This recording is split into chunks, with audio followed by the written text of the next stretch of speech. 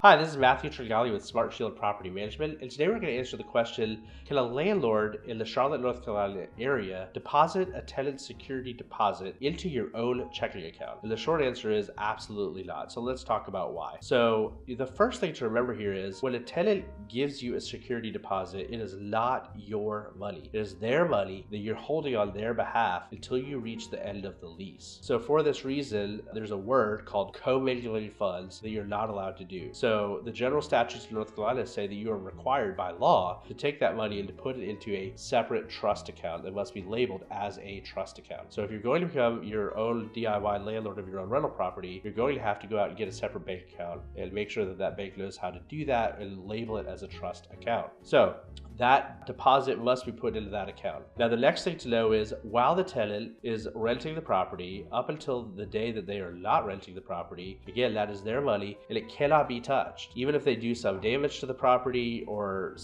don't pay the rent with the property, you cannot touch the security deposit. That cannot be touched until you get to the very end of the relationship with the tenant, and then you decide what happens with the security deposit. So what can you do with the security deposit at that point? Well, there's a whole host of laws of what you can and can't do, and so you should be very familiar with all of those, and be careful that you don't apply that security deposit to illegal purposes, or it'll get you in big trouble and you could be sued for treble damages, which means you would have to return not only the full security deposit back to the tenant, but actually triple the security deposit back to the tenant. So be really careful that you know exactly what you're doing when you do this and how quickly it must be done. In North Carolina, the security deposit, a full accounting of it, must be provided back to the tenant within 30 days after the tenancy has ended. So make sure you have all of your ducks in a row and you've delivered that message to the tenant in that time frame. Okay, there's lots more we can say about security deposits. That's the quick overview. If you have any other questions, please feel free to reach out to us at Smart Shield Property Management, the intelligent investor's choice.